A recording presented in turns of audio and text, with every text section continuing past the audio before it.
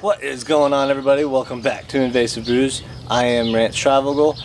Today I wanted to share with you something that you can do with invasive species. Now, I've been gone for 2 weeks. I was down in Florida actually looking for invasive species.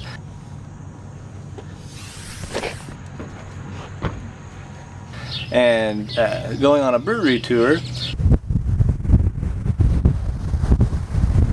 So when I came back, my little patch of garden earth has been overran by weeds. It needs some TLC. Some of the plants kind of died off. My wildflower little stretch here did not come up as well as I had hoped, so it's going to take some TLC. But that being said, I'm going to be working here. I'm going to be putting in some pepper plants, line that I started in the earlier video. They died. I didn't get them in as soon as I had wanted, so I just went to a sale there in town and got some bell peppers, some sweet peppers. Some of the ones I planted earlier, some of the tomato plants did survive. Right here I have a stretch of flowers and vegetables that I grow for seed production. This will be for seeds next year. I have cilantro in here, I have onions in here growing for seed, I have carrots growing for seed, dill, all kinds of wildflowers in here that are coming up that I will collect the seed. But over here I kind of want to concentrate on a few vegetables. But with that being said, I'm going to show you what I am going to do with some of the invasive species that I caught down in Florida. And I have them frozen here after they're fish. And just like that, that did not take long at all. I have them frozen here because we were traveling with them. And then I filleted them, and then I just froze some of the parts or the carcasses here. So what I have here are like Mayan cichlids. I have an Oscar in here. Just a whole bunch of different kinds of cichlids that we caught as we were fishing. Invasive fish, non-native fish down there, and this will be a good use for them. This isn't really a new science. In fact, Native Americans would bury their fish bone and fish carcasses in their gardens or in their crops. Because when you bury fish, or any animal for that matter, you get a lot of nitrogen, and you get a lot of trace minerals. I'm not even going to try to get that all separated. That big chunk of fish there. But it's frozen solid right now. I should have let these things thaw out. But I wanted to get this done while it's cool this morning. It's supposed to be 100 degrees again today. So yeah, all these are just the smaller, or the invasive fish that we caught online while we were down in Florida, and they're just the carcasses. So you just put them in the earth. I'm going to bury them here.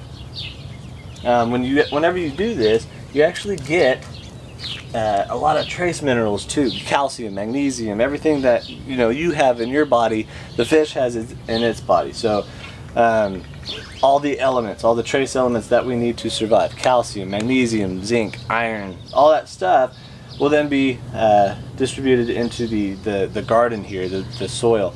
And when you bury stuff like this, organic matter like this, you're going to increase the microbial ecosystem in the soil.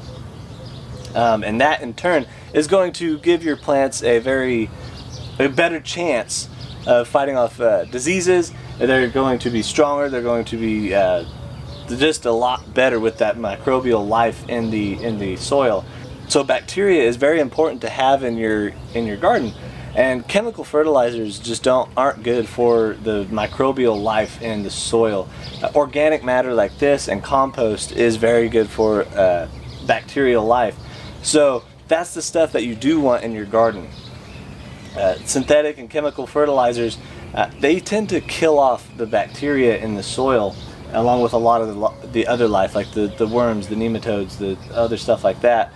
But this stuff, the microbes and the earthworms are going to love this, and they're going to distribute those nutrients throughout this area. And when I put my peppers on them, those roots are going to go down and start tapping into all of those nutrients, and then put them into the pepper's leaves. And the more pepper leaves that they produce, the more photosynthesis they can go under. The more photosynthesis they can go through, the more peppers they can produce. Another nutrient that's in the fish bones is phosphorus, and phosphorus is key fertilizer for plants. The NPK and fertilizers, the nitrogen, phosphorus, and potassium, all that is in here. But that phosphorus is really important for flowering. If you get flowers, you get fruit. So that's what we're going to do with all these dead cichlids. I'm going to bury them. Hopefully it's not too big of a chunk. I poked myself with one of their fins. But let's get that going.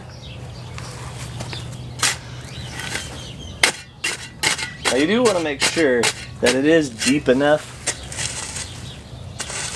where the microbes will still get to it, the worms will still get to it, but you want to bury it deep enough to where, say, a dog like Murdoch isn't going to smell it and then dig up your pepper plants. Alright, so we have a little area here, and it's as simple as that. So I'm going to go ahead, put my pepper plants in here, right over the top of them. Now, pepper plants aren't like tomatoes. You can't bury them. Like with a tomato plant, you could bury them all the way up to the top here, as long as you just get rid of those leaves. Pepper plants, you can't do that. They're not going to root from the stem, so you'll just have to... Ow. I got these crushed eggshells from yesterday's breakfast. I dried them out, crushed them up, and I forgot to put them under that one, but that's okay. We got others. So I got 3 different kinds of peppers here. I got 2 different kinds of sweet peppers. These, I don't know how they're going to do. I got one that has 2 in it, and at this point in their life, it might be detrimental to try to separate them. You're going to damage a lot more of the roots than you're going to be able to plant 2. So this will be right over there. Those fish.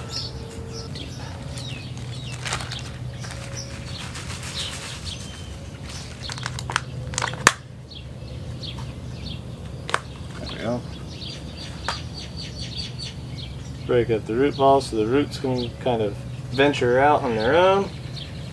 And the other thing about chemical fertilizer is you can add too much.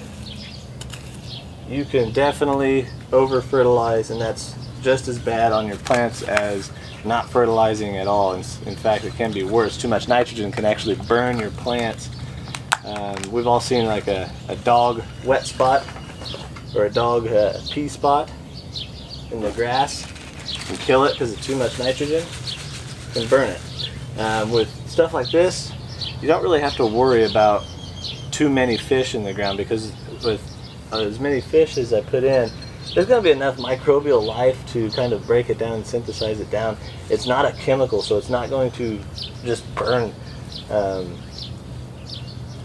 plants up. It's going to slowly decay. So that's what I'm doing with some of those invasive species. So don't let them go to waste. I mean, I use every bit of an invasive species that I catch or kill, whether I eat it, whether I put it in the garden for fertilizer. You know, just throwing them out into an open field like a pasture, something will find it and eat it and recycle those nutrients back into the ecosystem. Just don't throw them in the dumpster. Don't just go out and kill something because it's invasive just to kill it. Utilize it. Everything can be utilized as a resource.